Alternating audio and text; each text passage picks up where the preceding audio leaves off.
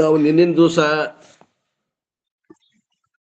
ಪ್ರಶ್ನೋಪನಿಷತ್ತಿನಲ್ಲಿ 2ನೇ ಪ್ರಶ್ನೆಯಲ್ಲಿ ಬಂದಂತಹ 8ನೇ ಮಂತ್ರದ ಅರ್ಥವನ್ನ ನೋಡ್ತಾ ಇದ್ವಿ. ದೇವಾನಾಮಸಿ ವನ್ನಿತಮಃ ಪಿತೃಣಾಂ ಪ್ರಥಮ ಸ್ವಧಾ ಋಷೀಣಾಂ ಚರಿತಂ ಸತ್ಯಂ ಅಥರ್ವಾಂಗಿರಸಾಮಸಿ ಅನ್ನುವಂತಹದ್ದು ಅದರ ಅರ್ಥವನ್ನ ನೋಡ್ತಾ ಇದ್ವಿ.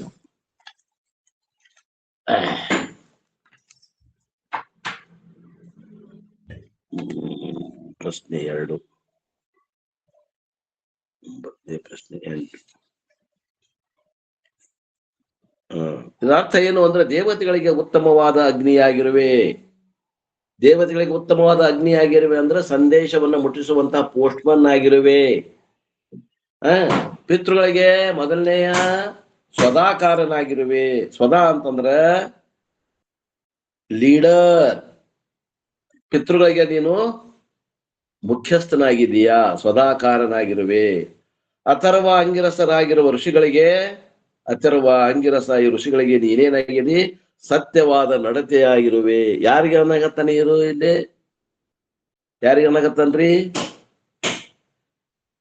ದೇವತೆಗಳಿಗೆ ಉತ್ತಮ ವನ್ನಿಯಾಗಿರುವೆ. ಹಿರಣ್ಯಗರ್ಭ ಪ್ರಾಣ ಪ್ರಜಾಪತಿ ಅದರ ಸುದ್ದಿಯನ್ನ ಕುರಿತು ಹೇಳಾಕತ್ತಾನೆ, ವರ್ಣನೆ ಮಾಡಾಕತ್ತಾನೆ. ನಾವು ನಿನ್ನೆ ಏನ್ ಹೇಳಕತ್ತಿದ್ವಿ ಅಂತಂದ್ರ ಪೇಜ್ ನಂಬರ್ 70 ಒಳಗ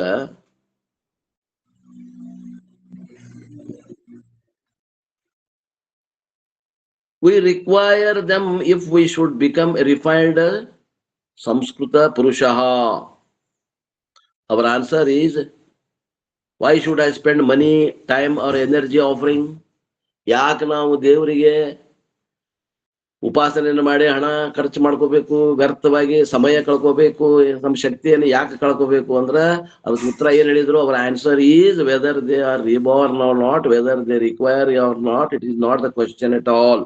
We require them if we should become refined ಸಂಸ್ಕೃತ ಪುರುಷಃ.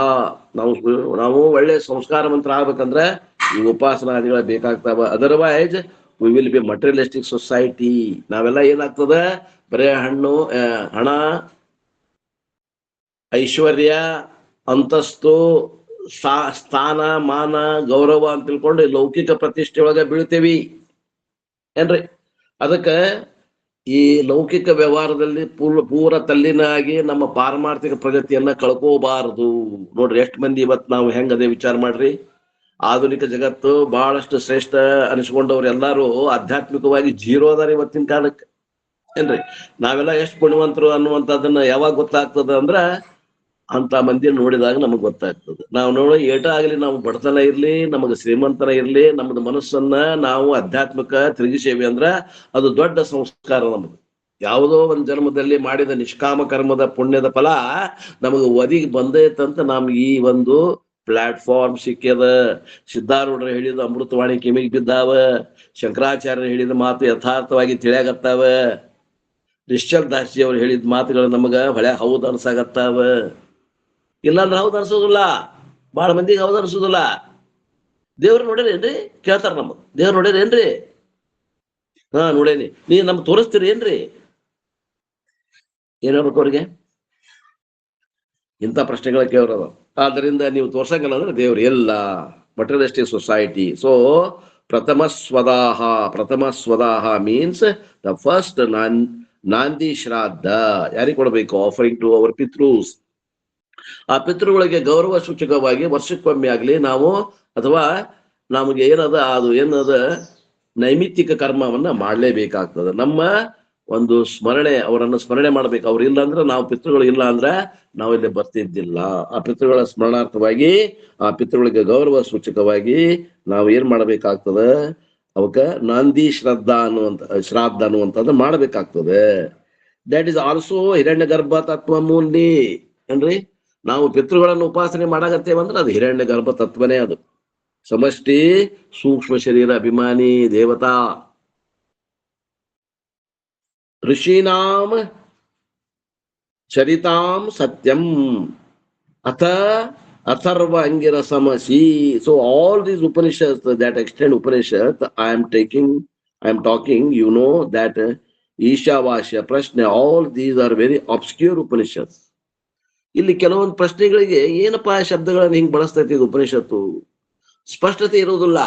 ಆ ಸ್ಪಷ್ಟತೆ ಬೇಕಂದ್ರೆ ನೀವು ಶಂಕರ ಭಾಷೆಗೆ ಬರ್ಬೇಕು. ಮತ್ ಅದು ಏನ್ ಹೇಳಾಗತ್ತ Upanishad, compared to the previous ones are like that, especially the later ones very difficult to extract the message themselves, ourselves. ನಮ್ಮಷ್ಟಕ್ಕ ನಾವ ಈ ಉಪನಿಷತ್ತಿನ ಅರ್ಥವನ್ನ ಎಷ್ಟು ತಲೆ ಕೆರ್ಕೊಂಡ್ರು ನಮ್ಗೆ ಹೊಳೆಯುವುದಿಲ್ಲ. ಅದು ಏನದ ಶಂಕರರ ಭಾಷೆ, ಅದು ಪರಂಪರೆ ಒಳಗದ. ಅವರೆಲ್ಲ ಅದನ್ನ ತಿಳಿ ಮಾಡಿ ಹೇಳ್ಯಾರ. ದ ಟ್ರೆಡಿಷನಲ್ ಕಾಮೆಂಟ್ರೇಟರ್ಸ್ ಆರ್ ದೇರ್ ಏನ್ರಿ, ಶಂಕರಾಚಾರ್ಯರು ಅದಾರ.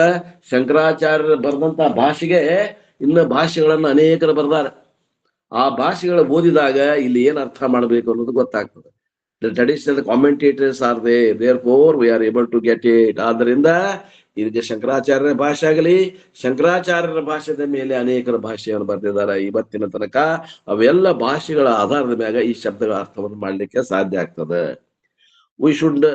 we all should be indebted to Adi Shankaracharya. ನಾವು ಶಂಕರಾಚಾರ್ಯರಿಗೆ ಋಣಿಯಾಗಿರ್ಬೇಕಾಗ್ತದೆ. ಅವ್ರು ಮಾಡಿದ ಕೆಲಸ ಹೆಂಗದ ಅಂದ್ರೆ, ಅವ್ರ ಭಾಷೆ ಬರೆದಿಲ್ಲ ಅಂದ್ರೆ ಉಪನಿಷತ್ತು ವಾಕ್ಯಗಳಿಗೆ ಇದೇ ಅರ್ಥ ಅಂತ ನಿಶ್ಚಯವಾಗಿ ಮಾಡಕ್ ಆಗ್ತಿದ್ದಿಲ್ಲ.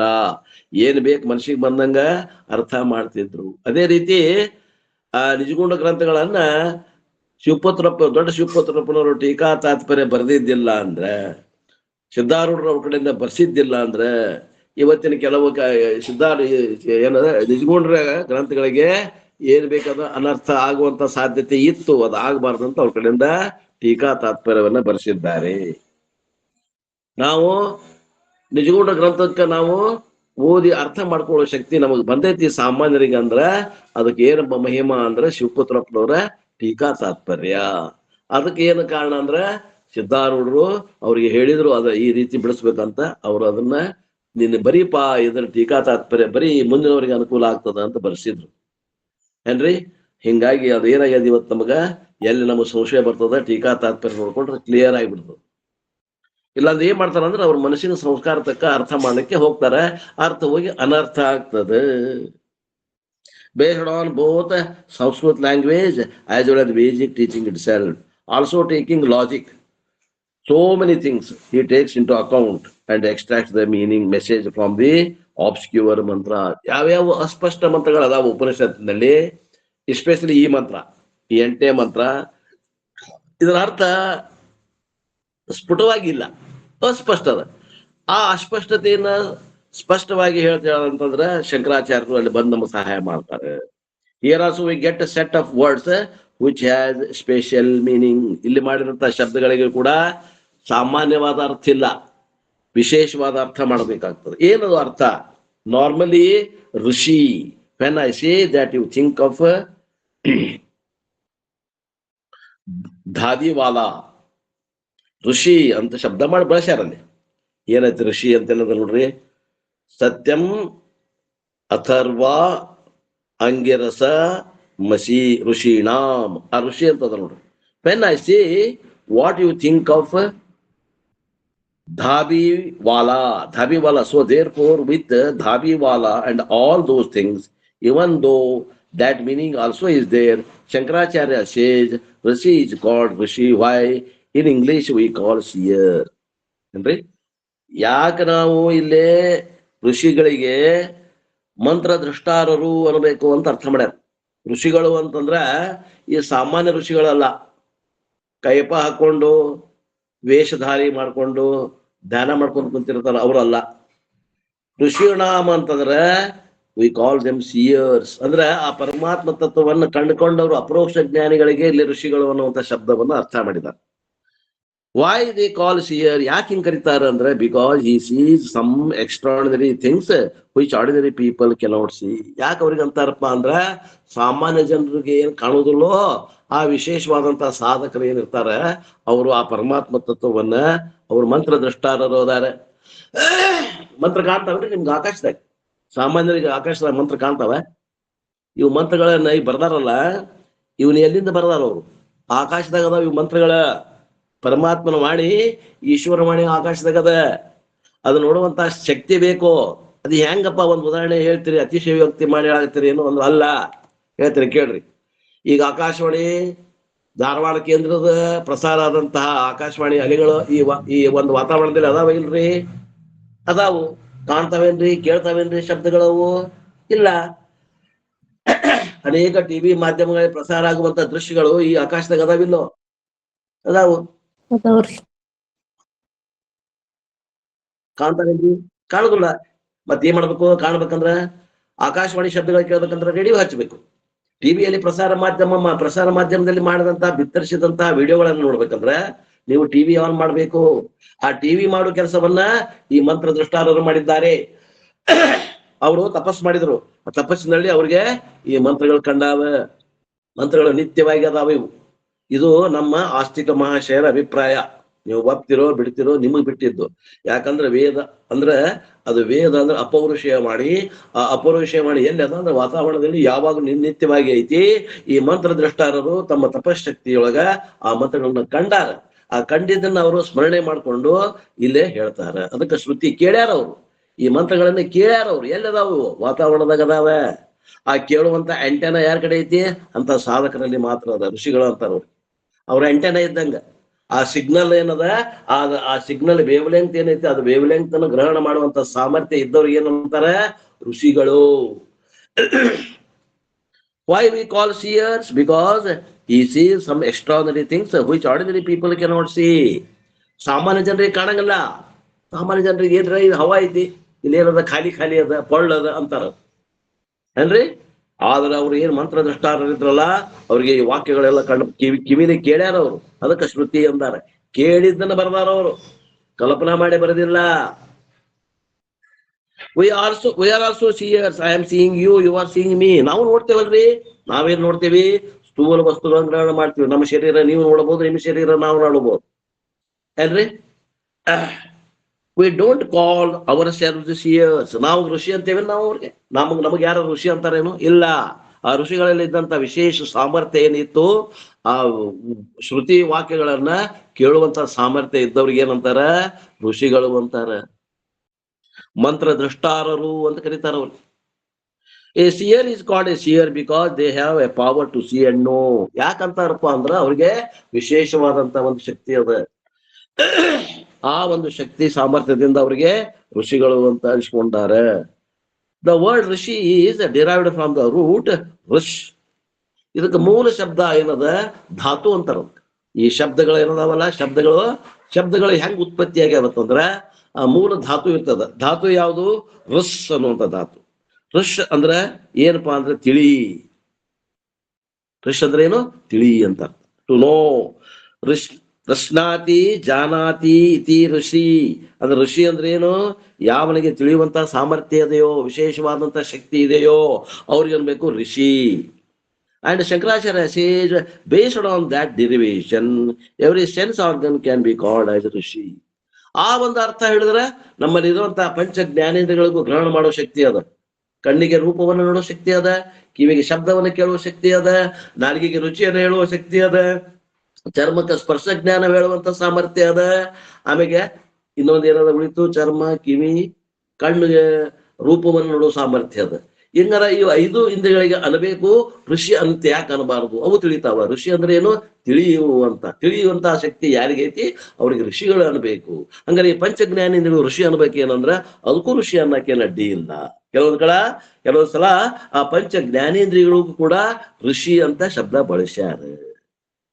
Because each sense organ knows its own object.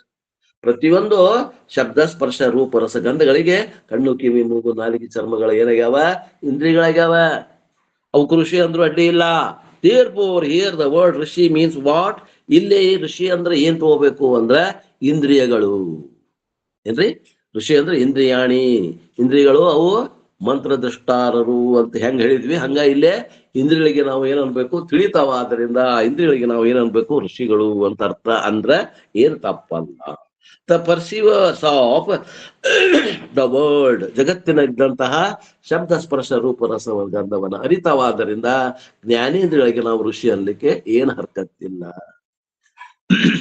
So ಋಷಿನಾಮ್ should be translate as seers, that the perceivers of the world. ಇಲ್ಲಿ ಋಷಿಗಳು ಅಂದ್ರೆ ಯಾರು ಅಂತಂದ್ರ ಆ ಜ್ಞಾನೇಂದ್ರಿಯಗಳು. ಕಣ್ಣು ಕಿವಿ ಮೂಗು ನಾಲಿಗೆ ಚರ್ಮ ಏನದವ ಅಲ್ಲಿ ಅವರ ಅರ್ಥವನ್ನು ತೆಗೆದುಕೋಬೇಕಾಗ್ತದ. ಹಂಗಂದ್ರೆ ಏನರ್ಥ? That means what?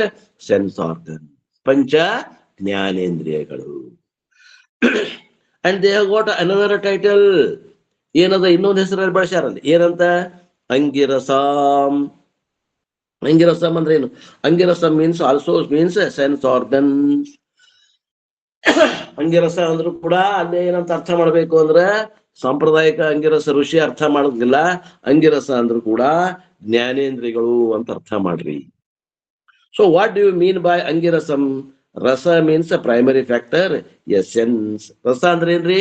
ಅದರ ಮೂಲ ಸಾರಾಂಶ, ಅಂಶ. Sense organs are called angirasa because they are the essence of all the limbs of the body. ಜ್ಞಾನೇಂದ್ರಿಯಗಳಿಗೆ ನಾವೇನ್ ಅನ್ಬೇಕು? ಅಂಗಿರಸ ಅನ್ಬೇಕು. ಯಾಕಂದ್ರೆ ಅವು ಏನ್ ಮಾಡ್ತಾವಂದ್ರ ಶರೀರದಲ್ಲಿ ಮುಖ್ಯವಾದ ಸ್ಥಾನಗಳಲ್ಲಿ ಕುತ್ಕೊಂಡು ಅರಿಯುವಂತ ಕೆಲಸವನ್ನ ಮಾಡ್ತಾವ ಏನ್ರಿ. ಆದ್ದರಿಂದ ಅವಕ್ಕೆ ಅನ್ಬೇಕು ಅಂಗಿರಸ. ನೋಡ್ರಿ ಏನೇನ್ ಹೇಳ್ತಾರ ನೋಡ್ರಿ, ಇವೆಲ್ಲ ಸಂಸ್ಕೃತ ಗೊತ್ತಿದ್ದವ್ರಿಗೆ, ಪರಂಪರೆ ಗೊತ್ತಿದ್ದವ್ರಿಗೆ ಅರ್ಥ ಆಗ್ತದೆ. ಇಲ್ಲ ಅದೇನು ಗೊತ್ತಿಲ್ಲ, ಸಂಸ್ಕಾರನೂ ಇಲ್ಲ, ಪರಂಪರೆನೂ ಗೊತ್ತಿಲ್ಲ ಅಂತಂದವ್ರಿಗೆ ಏನ್ ಅರ್ಥ ಆಗ್ತದ? ಮನುಷ್ಯಗೆ ಬಂದಾಗ ಅರ್ಥ ಮಾಡ್ತಾರ. ಅಂಗಿನಾಂ ರಸಃ, ಅಂಗಿರಸಃ. Sense organs are the essential factors of the body. ಈ ಶರೀರದ ಮುಖ್ಯವಾದ ಅಂಗಗಳು ಯಾವುವು ಅಂದ್ರ ಪಂಚ ಜ್ಞಾನೇಂದ್ರಿಯಗಳು. ಯಾಕ? Because imagine sense organs are not there, body will be only a wall of flesh. ಇದರಲ್ಲಿ 5 ಜ್ಞಾನೇಂದ್ರಿಯಗಳು ಇಲ್ಲ ಅಂತ ತಿಳ್ಕೊಡ್ರಿ. ಈ 5 ಜ್ಞಾನೇಂದ್ರಿಯಗಳು ಇಲ್ಲದಂತ ಶರೀರ ಏನಾಗ್ತದ? ಒಂದು ಮಾಂಸದ ಮುದ್ದೆ ಆಗ್ತದ. ಇದು ನೋಡಾಕ್ ಬರಂಗಿಲ್ಲ, ಕೇಳಾಕ್ ಬರಂಗಿಲ್ಲ, ಮೂಸಾಕ್ ಬರಂಗಿಲ್ಲ, ರುಚಿ ಹೇಳಾಕ್ ಬರಂಗಿಲ್ಲ, ಮುಟ್ಟಾಕ್ ಬರಂಗಿಲ್ಲ, ಏನು ತಿಳಿಯಂಗಿಲ್ಲ. ಅಂದ್ರಿಂದ ಏನಾಗ್ತದ ಅಂದ್ರೆ ಇದು ಬರೇ ಒಂದು ಮಾಂಸದ ಮುದ್ದೆ ಆಗ್ತದ. ಜ್ಞಾನೇಂದ್ರಿಯಗಳು ಇಲ್ಲ ಈ ಶರೀರದಾಗ ಅಂದ್ರೆ ಈ ಶರೀರ ಒಂದು ಮಾಂಸದ ಮುದ್ದೆ ಆಗ್ತದ. ವಿಚಾರ ಮಾಡ್ರಿ. Remember, it is live and it is functioning because of sense organs. ಆ ಜ್ಞಾನೇಂದ್ರಿಯಗಳು ಇರೋದ್ರಿಂದ ಏನ್ ಮಾಡ್ತದೆ? ಇದು ಜೀವಿಸಿಕೊಂಡದ ಶರೀರ. ಸೊ ಋಷಿನಾಮ್ ಅಂಡ್ ಅಂಗಿರಸಂ ಅಂಡ್ ಅಥರ್ವ. ಅಥರ್ವ is a title given to ಪ್ರಾಣಶಕ್ತಿ. ಅಥರ್ವ ಅಂತಂದ್ರೆ ಏನರ್ಥ? ಋಷಿ ಅಲ್ಲ ಇಲ್ಲಿ. ಅಥರ್ವ ಅಂತಂದ್ರೆ ಪ್ರಾಣಶಕ್ತಿ ಅಂತ ತಿಳ್ಕೊಬೇಕು. ಅಥರ್ವ ಪ್ರಾಣ ಈ said elsewhere in the Veda. ಇಷ್ಟೆಲ್ಲ ಅರ್ಥಗಳದಾವ. ಇದು ಪರಂಪರೆಯೊಳಗೆ ನಿಮ್ಗೆ ಅರ್ಥ ಸಿಗ್ತದೆ. Okay, what are you trying to communicate? ಏನಂತ ಹೇಳಕ್ ಹೊಂಟ್ರಿ? ಒಟ್ಟೆ ಏನ್ ಅಂದಂಗ ಆತೀಗ ಒಟ್ಟಿನ ಮ್ಯಾಗ ಅಂದ್ರೆ ಸತ್ಯ, ಸತ್ಯಂ ಚರಿತಾಂ means all the functions of these organs. ಎಲ್ಲ ಈ ಜ್ಞಾನೇಂದ್ರಿಯಗಳ ಕೆಲಸ ಮಾಡ್ತಾವ. ಸತ್ಯಂ ಮೀನ್ಸ್ ಫಂಕ್ಷನ್ಸ್ ಆರ್ ಆಕ್ಟಿವಿಟೀಸ್. ಇಲ್ಲಿ ಸತ್ಯಂ ಅಂತ ಐತಲ್ಲ, ಸತ್ಯಂ ಅಂದ್ರೆ ನಿಜ ಅಂತ ಅರ್ಥ ಅಲ್ಲ, ಅಥವಾ ಬ್ರಹ್ಮ ಅಂತ ಅರ್ಥ ಅಲ್ಲ. ಮತ್ತೆ ಸತ್ಯ ಅಂದ್ರೆ ಏನ? ಸತ್ಯಂ ಅಂದ್ರೆ ಏನ್ ಅರ್ಥ ಅಂದ್ರೆ ಅವು ಚಟುವಟಿಕೆ ಉಳ್ಳವು ಆಗಿದ್ದಾವೆ. ಯಾವ? ಪಂಚ ಜ್ಞಾನೇಂದ್ರಿಯಗಳು. ಪಂಚ ಜ್ಞಾನೇಂದ್ರಿಯಗಳು ಚಟುವಟಿಕೆ ಉಳ್ಳವಾಗ್ಯಾವ. ಚಟುವಟಿಕೆ ಉಳ್ಳವು ಕರಬೇಕು ಸತ್ಯಂ ಅನ್ನುವಂತ ಅರ್ಥ. ನೋಡ್ರಿ ಹೆಂಗದ. ಇವೆಲ್ಲ ನಿಮಗ ಯಾಕೆ ಹಿಂಗ ಅರ್ಥ ಮಾಡ್ಬೇಕು, ಎಲ್ಲ ಜಿಜ್ಞಾಸೆ ಬೇಕಂದ್ರೆ ಬ್ರಹ್ಮಸೂತ್ರಕ್ಕೆ ಬಂದಾಗ ಗೊತ್ತಾಗ್ತದೆ. ಹೌದು ಹೌದು ಅನ್ನೋಂಗ ಆಗ್ತದೆ. ಸಂಸ್ಕೃತ ಬಲ್ಲವ್ರಿದ್ರೆ ಇನ್ನೂ ಚಲೋ ಎಂಜಾಯ್ ಮಾಡ್ತೀರಿ. ಸಂಸ್ಕೃತ ಬಾರದೇ ಇದ್ದವ್ರಿಗೂ ಕೂಡ ಅದನ್ನ ತಿಳಿ ಮಾಡಿ ಹೇಳ್ತೇವೆ. ಅದ್ರ ಬಗ್ಗೆ ಏನ್ ಚಿಂತೆ ಮಾಡಕ್ ಹೋಗ್ಬೇಡ್ರಿ. ಬಟ್ ಏನದ, ಕೈ ಒಳಗ ಪುಸ್ತಕ ಇರ್ಬೇಕು. 10 ಉಪನಿಷತ್ತನ್ನ ಪರಂಪರೆ ಒಳಗೆ ಅಭ್ಯಾಸ ಮಾಡಿರ್ಬೇಕು. ಹಂಗಂದ್ರೆ ತಿಳಿತೈತೆ. ಇಲ್ಲ ಅಂದ್ರೆ ಎಲ್ಲೋ ಏನೋ ಹೇಳಾಕತ್ತಾರ ಬಿಡಪ್ಪ ಅನ್ನೋ ಹಂಗ ಆಗುತ್ತೆ. ಸತ್ಯ ಮೀನ್ಸ್ ಫಂಕ್ಷನ್ಸ್ ಆರ್ ಆಕ್ಟಿವಿಟಿ. ಚಟುವಟಿಕೆಗೆ ಇಲ್ಲ ಏನಂತಾರ? ಸತ್ಯಂ ಅನ್ನೋ ಶಬ್ದ ಬರ್ತಾಳೆ. ಸತ್ಯ means valid, meaningful, purposeful activities of all the sense organs are nothing but the power of Hiranyagarbha. ಅಂದ್ರೆ ಏನು? ಈ ಪಂಚ ಜ್ಞಾನೇಂದ್ರಿಯಗಳದ ಪೂರ್ಣ ರಸ ಏನದ ಅದಕ್ಕೆ ಹಿರಣ್ಯಗರ್ಭ. ಆ ಹಿರಣ್ಯಗರ್ಭಕ್ಕೆ ಅನ್ಬೇಕು ಸತ್ಯಂ. So what is the final meaning? ಅಂತೂ ಇಂತೂ ಹಂಗ ಮಾಡಿ ಹಿಂಗ ಮಾಡಿ ಏನ್ ಅರ್ಥ ಆಗ್ತೀವಿ ಅಂದ್ರೆ all the activities of the living beings are expression of one power called ಹಿರಣ್ಯಗರ್ಭ. ಈ ಶರೀರದಲ್ಲಿ ಚಟುವಟಿಕೆ ಏನು ಜೀವನ ನಡೆದೈತಿ, ಇದಕ್ಕೆ ಯಾರ ಅನುಗ್ರಹ ಆಗ್ಬೇಕಪ್ಪ ಅಂದ್ರ ಆ ಹಿರಣ್ಯ ಗರ್ಭ ಏನದಲ್ಲ, ಆ ಹಿರಣ್ಯ ಗರ್ಭನ ಅನುಗ್ರಹದಿಂದ ಜಡವಾದಂತ ಈ ಶರೀರ ಚೇತನದಂತೆ ಕಾಣಗತ್ತದ, ಮಾತಾಡ್ತದ, ಕೇಳ್ತದ, ಸುಖ ದುಃಖಗಳು ಅನುಭವಿಸ್ತದ, ಹೇಳ್ತದ. ನೋಡ್ರಿ, ಇದೆಲ್ಲ ಚೇತನ ಅಲ್ಲಂದ್ರು ಚೇತನದಂಗೆ ಕೆಲಸ ಮಾಡಾಕತ್ತಲ್ಲ. ಇದು ಯಾರ ಆಶೀರ್ವಾದದಿಂದ ಮಾಡಾಕತ್ತೈತಿ ಅಂದ್ರ ಆ ಹಿರಣ್ಯ ಗರ್ಭನ ಸಮಷ್ಟಿ ಸೂಕ್ಷ್ಮ ಶರೀರದ ಅಭಿಮಾನಿ ಆದಂತ ಹಿರಣ್ಯ ಗರ್ಭನ ಆಶೀರ್ವಾದದಿಂದ ಈ ಜಡವಾದ ಶರೀರ ಚೇತನದಂತೆ ಕಾರ್ಯ ಮಾಡಾಕತ್ತದ.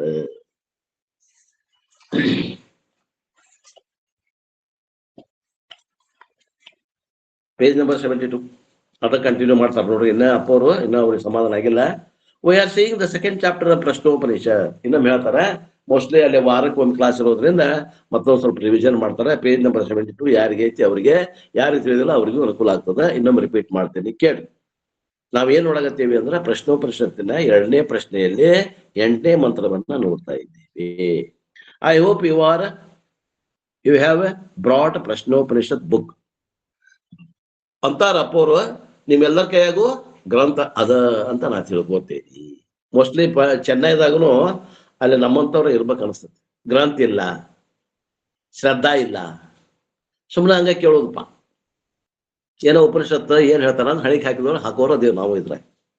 ಕೆಲವು ಮಂದಿ ಸೀರಿಯಸ್ ಆಗಿ ಅಭ್ಯಾಸ ಮಾಡೋರು ಇದ್ದೀರಿ, ಎಲ್ಲ ಬುಕ್ ತರಿಸ್ಕೊಂಡಿರಿ, ಅವರೆಲ್ಲ ಒಳ್ಳೆ ಅವ್ರ ಬಗ್ಗೆ ಅಲ್ಲ. ಯಾರ ಕಡೆ ಬುಕ್ ಇಲ್ಲ? ಎಷ್ಟು ಮಂದಿ ಕಡೆ ಬುಕ್ ಇಲ್ಲ? ನಮ್ ಕಡೆ ಎಲ್ಲಾ ಕಡೆ ಬುಕ್ ಅದನ್ರಿ. 19 1 8 27 ಮಂದಿ ಕಡೆ. ಎಷ್ಟು ಮಂದಿ ಕಡೆ ಬುಕ್ ಇಲ್ಲ? ಕೈ ಹತ್ರಿ. ಗುರುಸಿದ್ದಪ್ಪ ಬುಕ್ ಅದನ್ರಿ? ಪ್ರಶ್ನೋಪನಿಷತ್ ಬುಕ್ ಯಾರ ಕಡೆ ಇಲ್ಲ? ನೋಡಿ,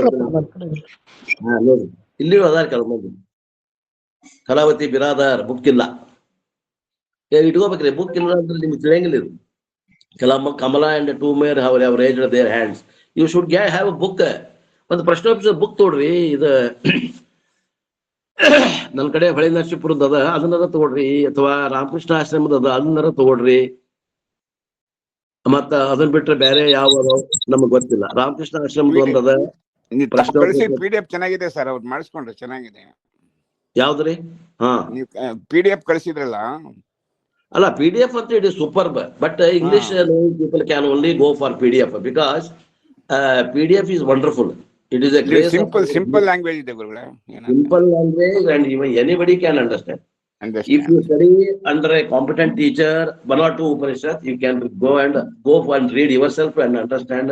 ಹಂಗ ಬರ್ದಿದಾರ ಅವ್ರು. ಹೆಂಗ್ ಹೇಳ್ಯಾರ ಹಂಗ ಬರ್ದಾರ್ರಿ. ಅಷ್ಟು ಶ್ರಮ ವಹಿಸ್ಯಾರ ನೋಡ್ರಿ ಅವ್ರು ಗುರುಗಳು ಹೇಳ್ಯಾರ. ಇವ್ರು ಮಾಡಿದವ್ರು ಶ್ರದ್ಧಾ ಹೆಂಗ ಐತ್ ನೋಡ್ರಿ. ಇದನ್ನ ಈಗ ಪ್ರಶ್ನೋಪನಿಷತ್ ಮಾಡಿದವರು ಅವರು ಕೂಡ ಶಿಷ್ಯರು. ಅವ್ರು ಅಲ್ಲಿ ಅವರು ಟ್ರಾನ್ಸ್ಕ್ರೈಬ್ಡ್ ಬೈ ಶ್ರೀ ಎ ವೆಂಕಟೇಶನ್ ಅನ್ನುವಂಥವ್ರು ಇದನ್ನೆಲ್ಲ ಮಾಡಿ ಕೈಲೇ ಬರ್ಕೊಂಡು ಅದನ್ನ DTP ಮಾಡಿ ಅದನ್ನ PDF ಮಾಡಿ ಹಾಕ್ಯಾರ. ಎಷ್ಟು ಕಷ್ಟಪಟ್ಟ, ಎಷ್ಟು ಲೆಬೋರಿಯಸ್ ಅದ ವರ್ಕ್ ಇದು. ಈಗ ನಾವು ಏನ್ ಮಾಡಕತ್ತೀವಿ, ಅದನ್ನ ಬರೇ ಅದನ್ನ ರೆಡಿಮೇಡ್ ಆಹಾರ ಐತಿ, ಅದನ್ನ ಉಣ್ಣುವಂತ ಕೆಲಸ. ಒಂದೊಂದ್ಸಲ ನಾನಂತೂ ನೋಡ್ಕೊಂಡಿರೋದೇ ಇಲ್ಲ, ಇಲ್ಲೇ ಬಂದ ನಿಮ್ಮ ಎದುರಿಗೆ ಓದ್ತೀನಿ, ಅದನ್ನ ನನ್ಗೆ ಏನ್ ಅವ್ರು ಹೇಳಿದ್ ನೆನಪಾಗ್ತೈತಿ, ಅದ್ರ ಮೇಲೆ ಹೇಳ್ತೀನಿ. ಅಷ್ಟು ರೆಡಿಮೇಡ್ ಫುಡ್ ಅದ. This is A very good book for those who knows English. ಯಾರು ಇಂಗ್ಲಿಷ್ ಬರಲ್ಲ ಅವ್ರಿಗೆ ಸಮಸ್ಯೆ ಏನಪ್ಪಾ ಅಂದ್ರೆ, ಒಂದು ಕನ್ನಡ ಬುಕ್ ಯಾವ್ದಾರ ಒಂದು ಹಳೆ ನರಸೀಪುರದ್ದು ಸ್ವಲ್ಪ ಕಠಿಣ ಅದ. ಈ ರಾಮಕೃಷ್ಣ ಮಿಷನ್ ಒಂದು ಬುಕ್ ನೋಡಲ್ಲ, ಏನು ಒಂದು 25-30 ರೂಪಾಯಿ ಸಿಗ್ತಾವ. ಅಲ್ಲ, ಒಂದ್ 30-35 ರೂಪಾಯಿ ಅದಾವ್ರಿ ಅವ್ರ. ಆದ್ರ ಬಾಳ ಡಿಟೇಲ್ ಇಲ್ರಿ ಅವ. ಇರ್ಲಿ, ಡಿಟೇಲ್ ಇಲ್ಲ ಅಂದ್ರೂ ಒಂದ್ ಸ್ವಲ್ಪ ಅಂಡರ್ಸ್ಟ್ಯಾಂಡಿಂಗ್ ಬರ್ತದ್ರಿ ಮಾತ್ರ. ಅರ್ಥ ಆಗ್ತದೆ.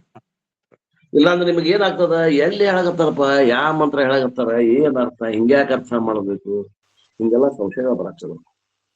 ಈಗ ನೋಡ್ರಿ, ಇವೆಲ್ಲ ಸ್ಫುಟವಾದಂತ ಅರ್ಥ ಇಲ್ಲ, ಇಲ್ಲಿ ಅಸ್ಪಷ್ಟ ಮಂತ್ರಗಳದಾವ ಇವೆಲ್ಲ. ಈಗ ಮೊನ್ನೆ ನಾವು ಈಶಾವಾಸ್ಯ ಉಪನಿಷತ್ ನೋಡಿದ್ವಿ. ಈಶಾವಾಸ್ಯ ಉಪನಿಷತ್ತಾಗೂ ಹಂಗ ಮಂತ್ರಗಳು ಬಾಳ ಅದಾವ. ಈ ಪ್ರಶ್ನೋಪನಿಷತ್ತಾಗೂ ಹಂಗ ಮಂತ್ರಗಳು ಬಾಳ ಅದಾವ. ಇನ್ನು ಬೃಹದಾರಣ್ಯಕನಾಗೂ ಹಂಗ ಬಾಳ ಅದಾವ. ಅವಾಗ ನಿಮ್ಗೇನ್ ತಿಳಿಯಂಗಿಲ್ಲ. ಮತ್ತೆ ಈಗ ನಮ್ಗ ಓದಾಕ ಆಗಂಗಿಲ್ರಿ, ಕಣ್ಣು ಕಾಣಂಗಿಲ್ಲ, ಕಿವಿನೂ ಕೇಳಂಗಿಲ್ಲ, ಇಂಟ್ರೆಸ್ಟ್ ಇಲ್ಲ ಅಂದ್ರೆ ಸುಮ್ಮನೆ ಏನೋ ಅಕಾಡೆಮಿಕ್ ನೀವ್ ಹೇಳ್ತೀರಿ, ನಾವು ಕೇಳ್ತೀವ್ರಿಪ್ಪ ಅನ್ನುವಂತ ಕೇಳ್ರಿ. ಬೇಡ, ನಮ್ಗೆ ಶ್ರದ್ಧಾ ಇದ್ದವ್ರು ಕೇಳ್ರಿ. ಅಥವಾ ಕೆಲವು ಮಂದಿ ಹೆಂಗ್ ಬಂದಿರ್ತಾರ ಅಂತಂದ್ರ ಬೊಮ್ಮನಂದ್ರ ಬಂದಾರ ನೋಡ್ರಿ. ಏನೋ ನಾವು ಉಪನಿಷತ್ ಕಿವಿ ಬೆಳಗತ್ತೈತಿ, ಏನೋ ಒಂದ್ ಪುಣ್ಯ ಮಾಡಾಕತ್ತೀವಿ, ಹಿಂಗ್ ಮಾಡೋದ್ರಿಂದ ನಮಗ ಒಳ್ಳೆ ಮನ್ಯಾಗ ಒಳ್ಳೆ ಘಟನೆಗಳಾಗ್ತಾವ, ಮಕ್ಕಳಿಗೆ ಮದುವೆ ಆಗೋರಿಗೆ ಮದುವೆ ಆಕ್ಕಾವ, ಮಕ್ಕಳಾಗ್ತಾವ ಅನ್ನುವಂತ ಭಾವನೆ ಇದ್ದವರು ಅದಾರ ಕೆಲವು ಮಂದಿ. ಬೊಮ್ಮನಂದಪ್ಪವ್ರಿಗೆ ನಮಸ್ಕಾರ. ಹಂಗ ಸಕಾಮದಿಂದ ಆಸೆ ಇಟ್ಕೊಂಡು ಬಂದವರು ಇದ್ರಾಗ ಗುಂಪುಗಳಾಗ ಕೆಲವು ಮಂದಿ ಇರ್ಬಹುದು. ಆದ್ರ ನಮ್ದು ಇದರಿಂದ ಏನಾಗ್ತೈತಿ ಅಂದ್ರ, ನಾವು ಹೆಚ್ಚಿನ ಫಲವನ್ನ, ಮೋಕ್ಷವನ್ನ ಪಡಿಲಿಕ್ಕೆ ಹೊಂಟವ್ರು ಇಂಥ ಸಣ್ಣ ಫಲಗಳಿಗೆ ಆಸೆ ಮಾಡಬಾರದು. ಒಳ್ಳೆ ರೀತಿಯಿಂದ ತತ್ವತಾತ್ವಿಕ ವಿಚಾರಗಳನ್ನು ತಿಳ್ಕೊಂಡು ನಮ್ಮ ಸ್ವರೂಪದ ಜ್ಞಾನವನ್ನ ಮಾಡಿಕೊಂಡು ಅನೇಕ ಜನ್ಮಗಳಲ್ಲಿ ಇದು ಪುಣ್ಯ ಸಿಕ್ಕೈತಿ ನಮಗ. ನಾ ಯಾರು ಅನ್ನೋದು ನಮ್ಗೆ ತಿಳಿಬೇಕಂದ್ರೆ ಏನ್ ತುಸಾ ಬೇಕ್ರಿ? ಪುಣ್ಯ ಜನ್ಮ ಜನ್ಮಾಂತರದ ಪುಣ್ಯ ಇದು ಬೇಕಾಗ್ತದ. ಗುರು ಸಿಗ್ಬೇಕಾಗ್ತದ, ಗ್ರಂಥಗಳು ಬೇಕಾಗ್ತಾವ, ಅವು ಯಥಾರ್ಥ ತಿಳ್ಕೊಳ್ಳುವಂತ ಸೂಕ್ಷ್ಮ ಬುದ್ಧಿ ಬೇಕಾಗ್ತದ. ಆಮೇಲೆ ಏನದ ಮೋಕ್ಷ ಸ್ಥಿತಿ ಇದ್ದಕ್ಕಿದ್ದಂಗ ನಮ್ಗ ಅದೇನಾಗ್ತದ, ಅಪರೋಕ್ಷ ಆಗ್ತದ. ಆದ್ದರಿಂದ ಸ್ವಲ್ಪ ಎಫರ್ಟ್ ನಮ್ದು ಪ್ರಯತ್ನ ಇರ್ಬೇಕು. ಎಲ್ಲರೂ ಬುಕ್ ತೋಡ್ರಿ, ಕೈಯಾಗ ಒಂದು ಬುಕ್ ತೋಡ್ರಿ, ಇಂಗ್ಲಿಷ್ ಬರೋರು ಇಂಗ್ಲಿಷ್ ತೋಡ್ರಿ, ಕನ್ನಡ ಬರೋರು ಕನ್ನಡ ತೋಡ್ರಿ. ಪುಸ್ತಕ ಅದಾವು. ವಿದೌಟ್ ಪುಸ್ತಕ ಅಂತ ಕೇಳಿದ್ರ ಕತಿ ಗಂಡ ಹೆಂಡತಿ ಕತಿ ಅಲ್ಲಿವು. ರಾಜ ಇದ್ದಂತ ಅವಾಗ ಮಕ್ಕಳಾಗಿದ್ದಿಲ್ಲ ಅಂತ ಇಂಥ ಕತಿ ಅಲ್ಲಿದು. ಉಪನಿಷತ್ ಅಂದ್ರೆ ಇದು ಬಹಳ ಶ್ರೇಷ್ಠವಾದಂತ ವಿದ್ಯೆ ಐತಿ, ಅಪೌರುಷೇಯವಾದ ವಿದ್ಯೆ ಐತಿ. ಇದು ಈಶ್ವರ ವಾಣಿ ಅದ. ಯಾವ ಭಗವಂತ ಸೃಷ್ಟಿ ಮಾಡ್ಯಾನ ಜಗತ್ತನ್ನ ಅವನೇ ಬಂದು ಹೇಳಿ ಹೋಗಿದ್ ಮಾತುಗಳಿವು, ನರಮನುಷ್ಯರ ಮಾತುಗಳಲ್ಲ. ನೋಡ್ರಿ, ಅಪೌರುಷೇಯ ಐತಿ ಇದು. ಬುದ್ಧಿಯಿಂದ ಬಂದಂತದ್ದಲ್ಲ ಇದು. ಬುದ್ಧಿಶಕ್ತಿಯಿಂದ ಹೊರ ಹೊಂದಿದಂತ ಗ್ರಂಥಗಳು ಅಲ್ಲಿವು, ಅಪೌರುಷೇಯ. ಬಹಳ ಇದ್ರ ಬಗ್ಗೆ ಗೌರವ ಇರ್ಬೇಕು. ನಾ ಹೇಳ್ತೀನಿ, ಇನ್ನು ನಮ್ಮ ಮಂದಿಗೆ ಇನ್ನೂ ಅಷ್ಟೊಂದು ತಯಾರಿ ಇಲ್ಲ. ಇಲ್ಲಿ Prashnoparishad book, and I said that in these two chapters, the second chapter and the third chapter of the Upanishad is highlighting the glory of Prashna Tattvam, Prana Tattvam. ಎರಡನೇ ಪ್ರಶ್ನೆ ಮತ್ತು ಮೂರನೇ ಪ್ರಶ್ನೆ ಪ್ರಾಣ ತತ್ವವನ್ನು ಕುರಿತು ಕೇಳ್ತಾ ಇದ್ದಾನೆ ಪ್ರಶ್ನೆ. ಆತ್ಮಜ್ಞಾನ ಕುರಿತು ಪ್ರಶ್ನೆ ಇಲ್ಲ. ಇಲ್ಲಿ ಉಪಾಸಕನ ವಿಷಯ ಅದ. ಉಪಾಸನೆಯನ್ನ ಹೆಂಗ್ ಮಾಡ್ಬೇಕು ಏನ್ರಿ? ಮಾನಸಿಕವಾದಂತಹ ಕರ್ಮ ಇದು. ಉಪಾಸನೆ ಅಂದ್ರೆ ಏನು? ಇದು ಒಂದು ಕರ್ಮವೇ. ಮಾನಸಿಕ ಮಾಡುವಂತ ಜಪ ತಪಾದಿಗಳನ್ನ ಮಾಡುವಂತಹದ್ದು. ಸಕಾಮದಿಂದ ಮಾಡಿದ್ರ ಆ ಲೋಕಗಳ ಪ್ರಾಪ್ತಿ ಆಗ್ತವ. ನಿಷ್ಕಾಮದಿಂದ ಮಾಡಿದ್ರೆ ಅಂತಃಕರಣ ಶುದ್ಧಿಯಾಗಿ ಏಕಾಗ್ರ ಆಗ್ತದೆ. ಆ ತತ್ವ ಆತ್ಮಜ್ಞಾನವನ್ನು ಪಡೆಯಲಿಕ್ಕೆ ಇಲ್ಲೇ ನಾವು ಅಧಿಕಾರಿಗಳಾಗ್ತೇವಿ. ಆ ಪ್ರಾಣ ತತ್ವವನ್ನು ಕುರಿತು ಇಲ್ಲೇ ಹೇಳಾಕತ್ತಾರ. ಅದಕ್ಕೇನಂತಾರ? ಆ ಪ್ರಾಣ ತತ್ವಕ್ಕ ವ್ಯಷ್ಟಿ ಒಳಗ ಪ್ರಾಣ ತತ್ವ ಅಂತಾರ, ಅದಕ್ಕೆ ಸಮಷ್ಟಿ ಒಳಗ ಹಿರಣ್ಯ ಗರ್ಭ ತತ್ವ ಅಂತ ಕರೀತಾರ. ಏನ್ರಿ? ನಿಮ್ಮ ಪ್ರಾಣ, ಅವ್ರ ಪ್ರಾಣ, ಎಲ್ಲರದು ಪ್ರಾಣ ತತ್ವವನ್ನು ಸೇರಿಸಿ ಒಂದು ಏನಾಗ್ತದ? ಹಿರಣ್ಯ ಗರ್ಭ ತತ್ವ ಅಂತ. ಸಮಷ್ಟಿ ಪ್ರಾಣಕ್ಕ ಹಿರಣ್ಯ ಗರ್ಭ ಅಂತ ಕರೀತಾರ. ಆ ಹಿರಣ್ಯ ಗರ್ಭಕ್ಕ ಪ್ರಾಣ ತತ್ವ ಅಂದಾರೆ. at the macro level, which is an expression of Ishvara only. ಏನ್ರಿ? ಆ ಪ್ರಾಣ ತತ್ವ ಏನದ? ಅದು ಈಶ್ವರ ತತ್ವ ಅಂದ್ರು ಅದೇ, ಹಿರಣ್ಯ ಗರ್ಭ ಅಂದ್ರು ಅದ, ಸಮಷ್ಟಿ ಸೂಕ್ಷ್ಮ ಶರೀರ ಅಭಿಮಾನಿ ಅಂದ್ರು ಅದೇ. ಈಶ್ವರ ಎದಕ್ಕೆ ಒಂದು ಈಶ್ವರ ಅಂದಾರ? Ishwara is called Ishwara because when the whole creation is in the unmanifest form, ಅವಾಗ ಈಶ್ವರ ಅಂದ. ಈಶ್ವರ ಯಾಕಂದ್ರು ಅಂತಂದ್ರೆ ಯಾವಾಗಿನ ಸೃಷ್ಟಿ ಆಗೇ ಇಲ್ಲ, ಅದಕ್ಕ ಸೃಷ್ಟಿ ಇನ್ನ ಆಗೇ ಇಲ್ಲಲ್ಲ. ಸೃಷ್ಟಿ ರಹಿತವಾದಂತದ್ದು ಒಂದು ಸ್ಥಿತಿ ಐತಲ್ಲ, ಆ ಸ್ಥಿತಿಗೆ ಆ ಅವ್ಯಕ್ತಕ್ಕೆ ಏನಂದಾರ ಅಂತಂದ್ರೆ ಅದಕ್ಕ ಏನಂದಾರ? ಈಶ್ವರ ಅಂತ.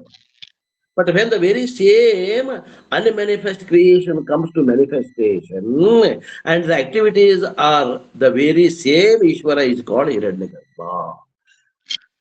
ಯಾವಾಗ ಅದು ವ್ಯಕ್ತ ಆಗ್ತದ ಅವಾಗ ಈ ಅವ್ಯಕ್ತ ಇದ್ದಾಗ ಅದಕ್ಕೆ ಈಶ್ವರ ಅಂತಾರ, ವ್ಯಕ್ತ ಆದಾಗ ಅದಕ್ಕೆ ಏನಂತಾರ? ಹಿರಣ್ಯ ಗರ್ಭ ಅಂತಾರ. ಅಂದ್ರೆ ಸೂಕ್ಷ್ಮ ಇದ್ದಾಗ ಹಿರಣ್ಯ ಗರ್ಭ ಅಂತಾರ, ಸ್ಥೂಲ ಆದಾಗ ಪಂಚೀಕರಣ ಆದಾಗ ಅದಕ್ಕೆ ವಿರಾಟ್ ಅಂತಾರ. ಇವೆಲ್ಲ ನಾವು ತತ್ವಬೋಧದಾಗ ಅಭ್ಯಾಸ ಮಾಡಿವಿ. ಅದ್ರ ಮತ್ತೊಮ್ಮೆ ಹೇಳ್ತಾ, ಯಾರ ಹೊಸಬರಿದ್ರ ಅವ್ರ ಸಲುವಾಗಿ ಹೇಳ್ತಾ.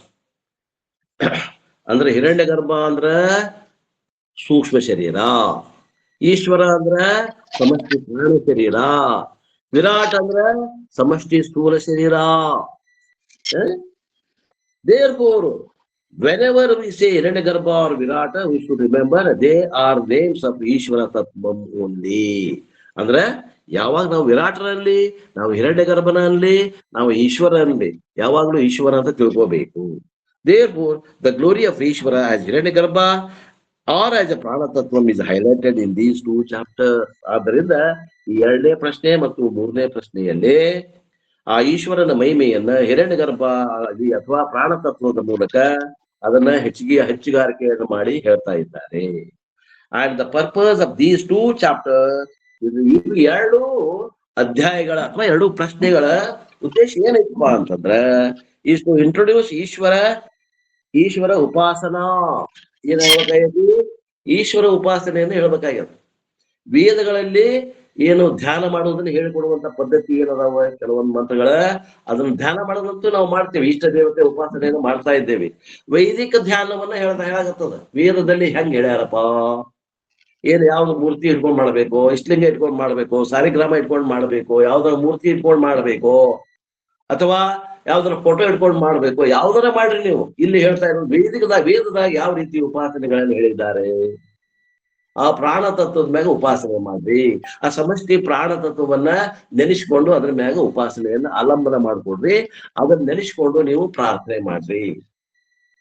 ಅಂತಕನ ಏಕಾಗ್ರತೆಗಾಗಿ ನಿಷ್ಕಾಮದಿಂದ ಮಾಡ್ರಿ, ಅಥವಾ ಆ ಬ್ರಹ್ಮಲೋಕ ಪ್ರಾಪ್ತಿಗಾಗಿ ಸಕಾಮದಿಂದ ಮಾಡ್ರಿ.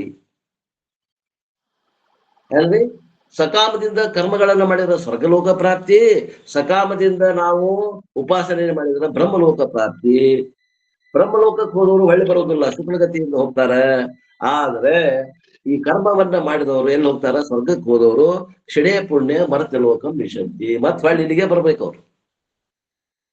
ಎಂತ ಫಾರಿನ್ ಹೋಗಿ ಎಂತ ದೊಡ್ಡ ಪಗಾರ 6 ಡಿಜಿಟ್ ಪಗಾರ ತಗೊಂಡ್ರಿ ನಮ್ಮ ಹುಡುಗ ಅಂದ್ರು ಕೂಡ ಹೊಳ್ಳಿ ಮತ್ ಬರಬೇಕು, ಹುಟ್ಟಿ ಬರಬೇಕು. ಹುಟ್ಟು ಅವ್ರಿಗೆ ಗೆದ್ದಿಲ್ಲ. ನೀವು ಪಗಾರ ತಗೊಂಡ್ರಿದಿ, ದೊಡ್ಡ ದೊಡ್ಡ ಆಫೀಸ್ ಆಗಿರ್ಬೋದು, ದೊಡ್ಡ ದೊಡ್ಡ ಕಾರ್ ಇರ್ಬೋದು, ಬಂಗ್ಲೆ ಕಟ್ಟಿರ್ಬಹುದು, ಹೊಲ ಹಿಡಿದಿರ್ಬಹುದು, ಆಸ್ತಿ ಮಾಡಿರ್ಬಹುದು. ಆದ್ರೆ ಸ್ವರೂಪದಿಂದ ಅಜ್ಞಾನಿ, ಪಕ್ಕಾ ಅಜ್ಞಾನಿನೇ. ಆದ್ರೆ ಲೌಕಿಕವಾಗಿ ಅವ್ರಿಗೆ ಸ್ಥಾನಮಾನ ಗೌರವ ಐತಿ, ಅದ್ರ ಬಗ್ಗೆ ಎರಡು ಮಾತಿಲ್ಲ. ಇದು ಆಂತರಿಕ ಸಾಧನೆ. ನಾವು ಏನು ಹೊಂಟೇವಿ ಇದು ತೋರ್ಸುದಲ್ಲ, ಮತ್ತೊಬ್ಬರಿಗೆ ಹೊರಗೆ ತೋರ್ಸುದಲ್ಲ, ಕಾಣುವಂತದ್ದಲ್ಲ ಇದು ಸಾಧನೆ. ಇದು ಆಂತರಿಕವಾದಂತ ಸಾಧನೆ, ಇದು ಯಥಾರ್ಥವಾದ ಸಾಧನೆ, ಅದು ಡಾಂಬಿಕ ಸಾಧನೆ. ಅದು ಇವತ್ತು ಇರ್ತದ, ನಾಳೆ ಇದು ಸಾಧನೆ ಯಾವಾಗ್ಲೂ ಇರುವಂತಹದ್ದು ಏನ್ರಿ. And the purpose of these 2 chapters is to introduce Ishvara Upasana. Ishvara Upasana ಹೆಂಗ್ ಮಾಡಬೇಕು. And I had said before vacation that both Karma Yoga and Upasana Yoga are preparatory disciplines for Jnana Yoga to work very well. ಜ್ಞಾನ ಯೋಗಕ್ಕೆ ಬರ್ಬೇಕಂದ್ರ ಹೆಂಗ ನಾವು ಒಬ್ಬ ಮನುಷ್ಯ ಡಿಗ್ರಿಗೆ ಹೋಗ್ಬೇಕಂದ್ರ ಪ್ರೈಮರಿ ಸ್ಕೂಲು ಎಜುಕೇಶನ್, ಆಮೇಲೆ ಹೈಸ್ಕೂಲ್ ಎಜುಕೇಶನ್ ಮುಗಿಸಿ ಪ್ರೀ ಯೂನಿವರ್ಸಿಟಿ ಮುಗಿಸಿ ಹೆಂಗ ಡಿಗ್ರಿ ಹೋಗ್ತಾನೋ, ಹಂಗ ಜ್ಞಾನ ಸಾಧನೆಗೆ ಬರ್ಬೇಕಂದ್ರ ಅವ ಕರ್ಮ ಮತ್ತು ಉಪಾಸನೆಗಳ ಆಮೇಲೆ ಹಾಸೆ ಬರ್ಬೇಕಾಗ್ತದೆ. ಪಾಯ ನಿಷ್ಕಾಮ ಕರ್ಮ, ನಿಷ್ಕಾಮ ಉಪಾಸನೆ ಮ್ಯಾಗ ಹಾಸಿನೇ ಜ್ಞಾನ ಅನ್ನುವಂತಹ ಕಾಲೇಜಿಗೆ ಬರ್ಬೇಕಾಗ್ತದೆ ಸಾಧಕರು. As these 2 are preparatory yogas are called ಅಪರಾವಿದ್ಯಾ. ಇವೆಲ್ಲವೂ ಜ್ಞಾನಕ್ಕೆ ಸಹಕಾರಿ ಇರುವುದರಿಂದ ಇವಕ್ಕೆ ಸಹಕಾರಿ ಸಾಧನಗಳಂತ ಏನ್ರಿ. ಪರಂಪರಾ ಸಾಧನಗಳು ಅಂತಾರೆ ಏನ್ರಿ, ಪರಂಪರಾ ಸಾಧನಗಳು. ಇದು ಎದಕ್ ಸಾಧನಗಳು ಅದಾವಂದ್ರ ಜ್ಞಾನಕ್ಕೆ ಸಾಧನಗಳು. ಆದ್ದರಿಂದ ಇವಕ್ಕೆ ಅಪರಾವಿದ್ಯಾ ಅಂತಾರೆ. ಜ್ಞಾನವನ್ನ ಏನದ, ಜ್ಞಾನ ಅಂದ್ರೆ ಯಾವುದು ಅಂದ್ರ ಶ್ರವಣ ಮನನ ನಿಧಿಧ್ಯಾಸನದ ಮುಪ್ಪುರ್ಗಿಗೆ ಜ್ಞಾನ ಅಂತ ಕರೀತಾರ. ಅದಕ್ಕೆ ಪರಾವಿದ್ಯಾ ಅಂತ. ಅಪರ ಅಂದ್ರೆ ಶ್ರೇಷ್ಠ ವಿದ್ಯಾ, ಅಪರ ಅಂದ್ರೆ ಅದು ಕಡಿಮೆ ವಿದ್ಯಾ. ಅಂಡ್ ಜ್ಞಾನ ಯೋಗ ಇಸ್ ಕಾಲ್ಡ್ ಪರಾವಿದ್ಯಾ. ಆ ಜ್ಞಾನ ಯೋಗಕ್ಕೆ ಪರಾವಿದ್ಯಾ ಅಂತಾರ, ಈ ಕರ್ಮ ಯೋಗ ಉಪಾಸನೆ ಯೋಗಕ್ಕೆ ಅಪರಾವಿದ್ಯಾ ಅಂತಾರೆ. ಹಂಗಾರೆ ಈಗ ಎರಡನೇ ಪ್ರಶ್ನೆ, ಮೂರನೇ ಪ್ರಶ್ನೆಯಲ್ಲಿ ಬರುವಂತಹ ವಿಷಯ ಇದು ಪರಾವಿದ್ಯೆಗೆ ಸಂಬಂಧಪಟ್ಟಿದ್ದೋ ಏನು ಅಪರಾವಿದ್ಯೆಗೆ ಸಂಬಂಧಪಟ್ಟಿದ್ರಿ? ಅಪರಾವಿದ್ಯೆಗೆ ಸಂಬಂಧಪಟ್ಟಿದ್ದು. ಪರಾವಿದ್ಯೆಗೆ ಇದು ಸಹಕಾರಿ ಅದ. ಇದು ಅವಶ್ಯ ಐತಿಲ್ರಿ ಜ್ಞಾನ ಆಗ್ಬೇಕಂದ್ರ? ಅವಶ್ಯ ಐತ್ರಿ, ಅಲ್ಲಿ ಅವಶ್ಯದ ನೋಡ್ರಿ, ಇದೆಲ್ಲ ಅವಶ್ಯದ. ಆದ್ದರಿಂದ ಪ್ರಶ್ನೆ ಕೇಳಿದವ ಆ ಪ್ರಶ್ನೆ ಕೇಳಂದಾಗ ಆ ಹಂತಕ್ಕೆ ಬಂದು ಪಿಪ್ಪಲಾದ ಋಷಿಗಳು ಉತ್ತರವನ್ನ ಹೇಳ್ತಾ ಇದ್ದಾರೆ. Thus, aparavidya in the form of karma upasana we all must follow. ನಾವು ಜ್ಞಾನಕ್ಕೆ ಹೋಗ್ತೇವೆ ಸೀದಾ ಅಂದ್ರೂ ಕೂಡ ಆಗಲ್ಲ ಏನ್ರಿ. ನಾವು ಎಂತ ಸನ್ಯಾಸ ತಗೊಂಡೇ ಬಂದ್ರೂ ಕೂಡ ಏನ್ರಿ, ನಮ್ ಭೌತಿಕ ಸನ್ಯಾಸಕ್ಕೆ ಏನು ಸಂಬಂಧ ಇಲ್ಲ, ಮಾನಸಿಕ ಸನ್ಯಾಸ ಬೇಕು. ಒಂದು ಎಂತ ಸನ್ಯಾಸಿ ತಗೋಣ, ಮಾನಸಿಕ ಸನ್ಯಾಸಿನೂ ಅದಾನ ಅಂದ್ರೂ ಕೂಡ ಕರ್ಮಯೋಗ ಉಪಾಸನೆ ಯೋಗ ಮಾಡೋದನ್ನ ಜ್ಞಾನ ಆಗುವುದಿಲ್ಲ ಏನ್ರಿ. ವಿವಿಧ ಸನ್ಯಾಸ, ವಿದ್ವತ್ ಸನ್ಯಾಸ ಅಂತ ಬರ್ತಾವ. ವಿವಿಧ ಸನ್ಯಾಸ ಅಂದ್ರೆ ಜ್ಞಾನಕ್ಕಾಗಿ ಸನ್ಯಾಸ, ವಿದ್ವತ್ ಸನ್ಯಾಸ ಅಂದ್ರೆ ಜ್ಞಾನ ಆಗೈತಿ ಜೀವನ್ ಮುಕ್ತಿ ವಿಲಕ್ಷಣ ಆನಂದಕ್ಕಾಗಿ ಮಾಡುವಂತ ಸನ್ಯಾಸ ವಿದ್ವತ್ ಸನ್ಯಾಸ. ಹಂಗ ಯಾರು ವಿವಿಧ ಆಗ್ಯಾರಂದ್ರು ಕೂಡ ಅವ್ರು ಕರ್ಮಯೋಗ ಉಪಾಸನೆ ಯೋಗವನ್ನ ಮಾಡಲೇಬೇಕು ಏನ್ರಿ.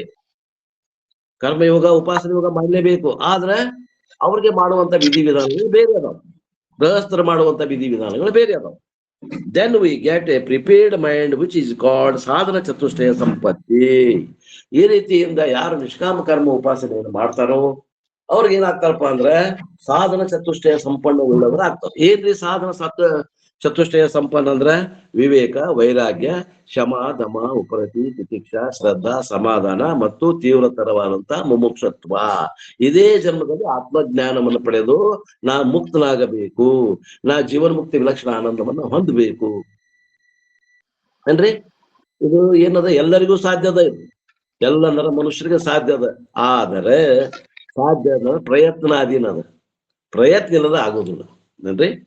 ಈ ಸಾಧನ ಚತುಷ್ಟ ಇದ್ದವ್ರಿಗೆ ಜ್ಞಾನ ದ್ವಾರ ಮೋಕ್ಷ.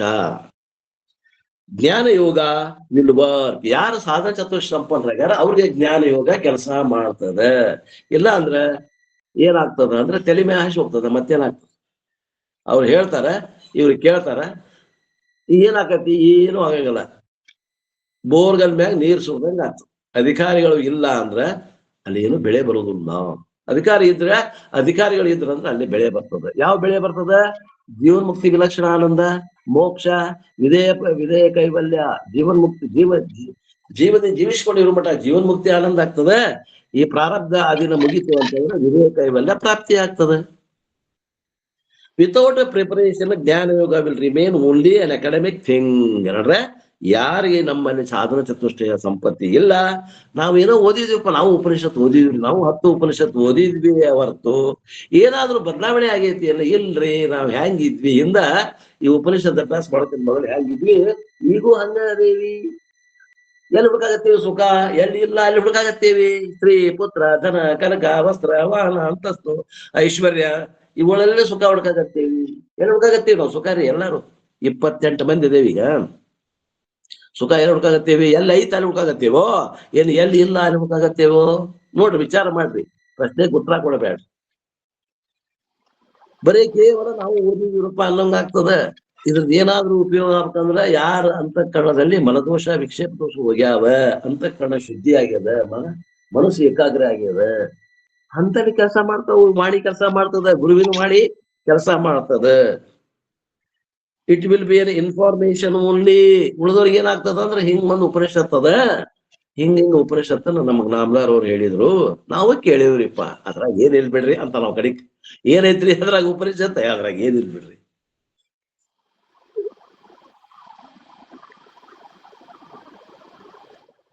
ಸುಮ್ಮನೆ ಏನೋ ಓದಿದ್ವಿ ಮಾಡಿದ್ವಿ ಅನ್ನಂಗ ಆಗ್ತೈತೆ ಹೊರತು ಅಧಿಕಾರಿಗಳಿಗೆ ಉಪದೇಶ ಆಗ್ತೈತೆ ಹೊರತು ಅನಧಿಕಾರಿಗಳಿಗೆ ಏನು ಆಗಂಗಿಲ್ಲ. ಇಲ್ಲಿ ಬಂದ್ರು ಕೂಡ ಅವರು ವ್ಯರ್ಥ ಶ್ರಮ. It cannot bring about a transformation. ಬದಲಾವಣೆ ಆಗ್ಬೇಕಲ್ರಿ. ಆ ಜ್ಞಾನವನ್ನ ನಾವು ತಿಳ್ಕೊಂಡು ಅಂತಃಕರಣದಲ್ಲಿ ತತ್ವಮಸಿ ಅಂದ್ರೇನು, ಅದ ವಾಚಾರ್ಥ ಅಂದ್ರೇನು, ಲಕ್ಷಾರ್ಥ ಅಂದ್ರೇನು, ಲಕ್ಷಾರ್ಥದಲ್ಲಿ ಜೀವಾತ್ಮ ಪರಮಾತ್ಮ ಐಕ್ಯ ಅಂದ್ರೇನು, ಹಂಗಾರೆ ನಾನು ಪರಮಾತ್ಮ ಹೆಂಗದೇನಿ ಅನ್ನೋದು ಹುಬ ಗೊತ್ತಾಗಬೇಕಲ್ರಿ. ಮತ್ತು ಪರಮಾತ್ಮ ಅಲ್ಲಿ ಮ್ಯಾಗ ಅದನ, ನಾ ಇಲ್ಲದೇನಿ, ನಾ ದಾಸ, ಅವ ನನ್ನ ಸೇವೆಯನ್ನು ತಗೊಳವ ಅನ್ನುವಂತ ದ್ವೈತ ಬುದ್ಧಿ ಇತ್ತಂದ್ರೆ ಏನ್ ಉಪಯೋಗ ಈ ಉಪನಿಷತ್ತುಗಳ ಅಭ್ಯಾಸ ಮಾಡಿ? ಬರೇ ನಾವು ವಿಷಯ ಸಂಗ್ರಹ ಮಾಡಿದ್ವಿ, ಆದ್ರೆ ನಮ್ಮಲ್ಲಿ ಏನೂ ಬದಲಾವಣೆ ಆಗಲಿಲ್ಲ. For an unqualified student jnana yoga gives information, for a qualified student jnana yoga gives a transformation.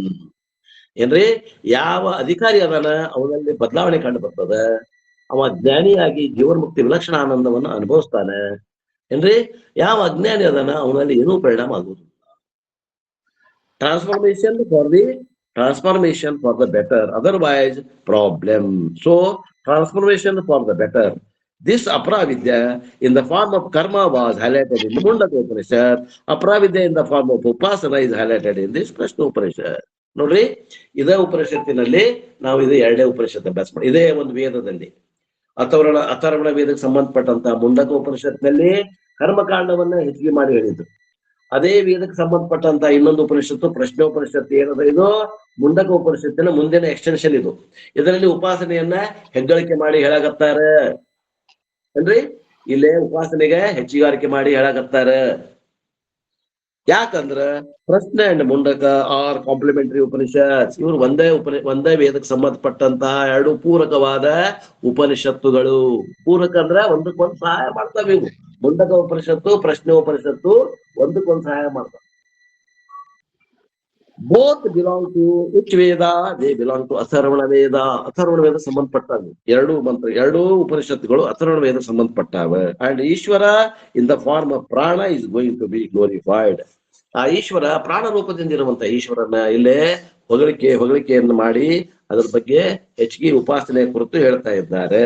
And for that purpose only the glory of prana and the individual was highlighted. ಆ ಒಂದು ಹಿರಣ್ಯಗರ್ಭ ಶಕ್ತಿ ನಮ್ಮಲ್ಲಿ ಏನಾಗೈತ್ರಿ? ಪ್ರತಿಯೊಬ್ಬರಲ್ಲಿ ಪ್ರಾಣ ಆಗೈತಿ.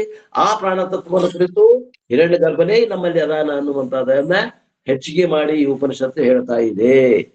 ಅಂಡ್ ಒನ್ಸ್ ಪ್ರಾಣ as a Vesti is understood, then we can appreciate prana as ಸಮಷ್ಟಿ. ಆ ಪ್ರಾಣ ತತ್ವ ಒಂದು ವ್ಯಕ್ತಿಗತ ಶರೀರದಲ್ಲಿ ಏನು ಕೆಲಸ ಮಾಡಕತ್ತೈತಲ್ಲ, ಎಲ್ಲ ಇಂದ್ರಿಯಗಳಿಗಿಂತಲೂ ಶ್ರೇಷ್ಠವಾದದ್ದು ಯಾವುದು ಅಂತಂದ್ರೆ ಪ್ರಾಣ. ಪ್ರಾಣ ಇದಂತ ಎಲ್ಲ ಕರ್ಮೇಂದ್ರಿಯಗಳು ಜ್ಞಾನೇಂದ್ರಿಯಗಳು ಕೆಲಸ ಮಾಡಕತ್ತಾವ. ಹಂಗ ನಾವು ವ್ಯಕ್ತಿಯಲ್ಲಿ ಇದ್ದಂತ ಪ್ರಾಣ ಶಕ್ತಿಯನ್ನು ಗುರುತಿಸಿದ್ದೆ ಆದ್ರೆ ಈ ಸಮಷ್ಟಿಯಲ್ಲಿ ಇದ್ದಂತ ಹಿರಣ್ಯ ಗರ್ಭವನ್ನ ನಾವು ಗುರುತಿಸ್ಲಿಕ್ಕೆ ಸಾಧ್ಯ ಆಗ್ತದೆ.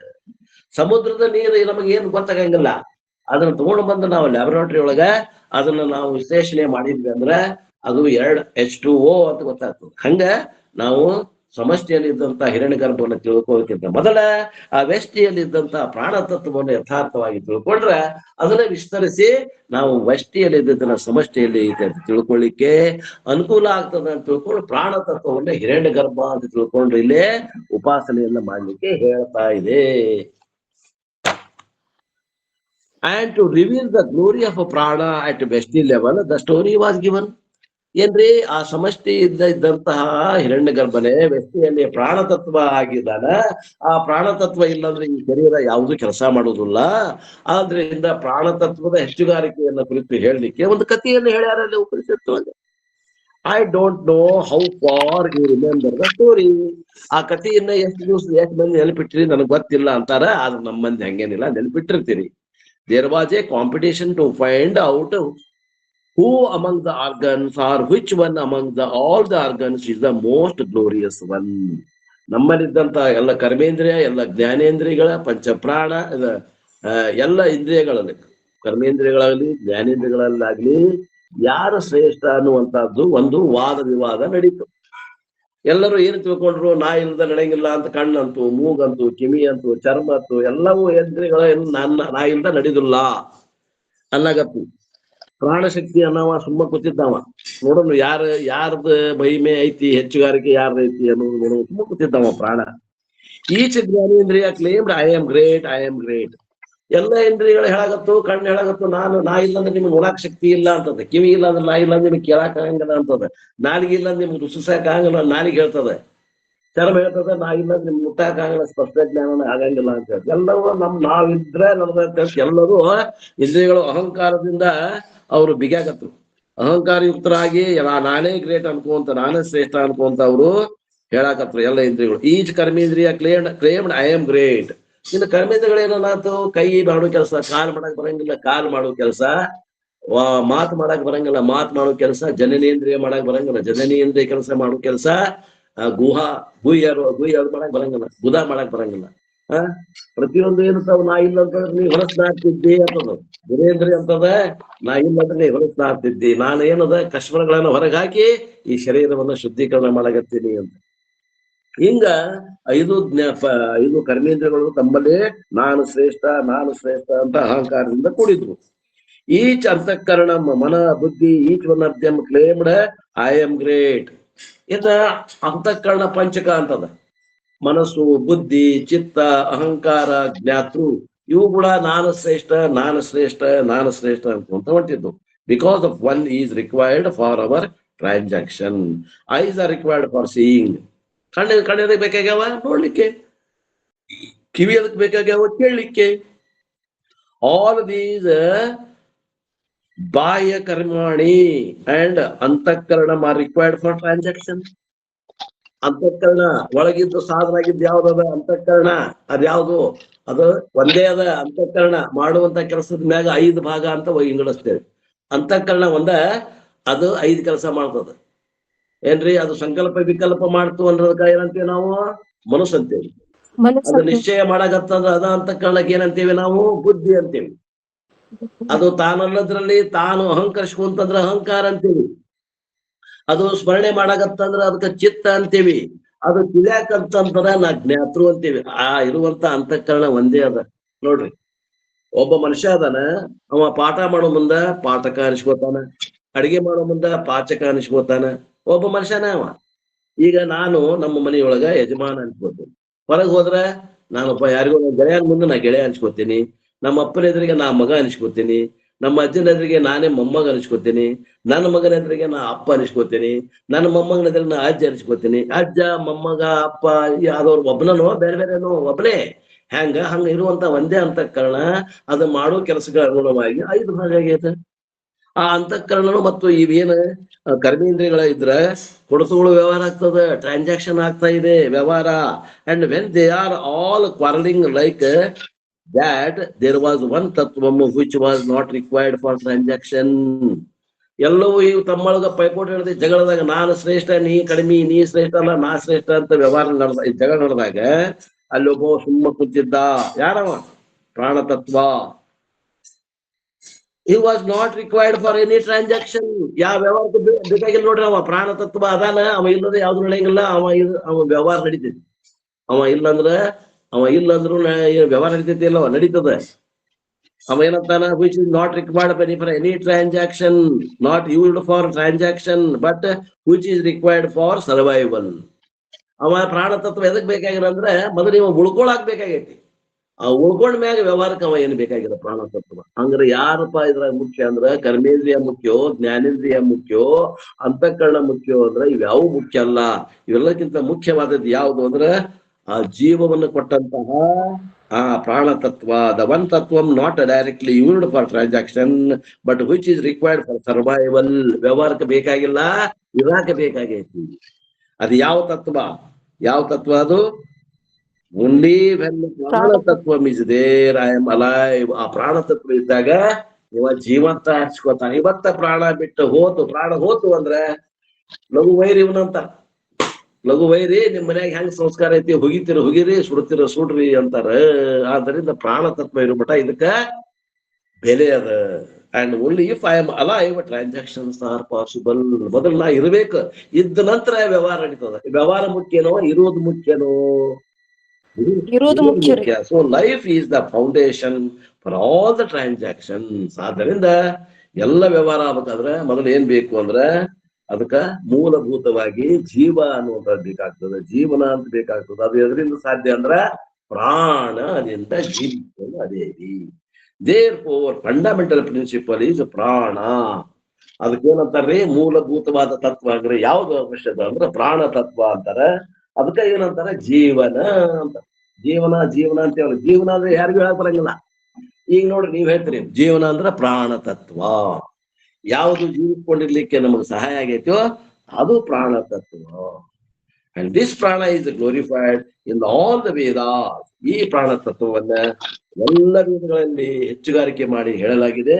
ಇನ್ನೂ ಈ ಉಪನಿಷತ್ತಿನ ಮುಂದಿನ ಭಾಗ ಇನ್ನೂ ಬಹಳದ. ಅದನ್ನ ಮತ್ತೆ ನಾವು ನಾಳಿನ ದಿವಸ ಮುಂದುವರಿಸೋಣ ಅನ್ನುವಲ್ಲಿಗೆ ಇವತ್ತಿನ ಈ ನನ್ನ ವಾಕ್ಯಪ ಸೇವೆಯನ್ನ ಗುರುಪಾದಕ್ಕೆ ಅರ್ಪಿಸಿ ನನ್ನ ವಾಣಿಗೆ ವಿರಾಮ. ಯಾರು ಮಂಗಳಾಚರಣೆ ಮಾಡ್ರಿ.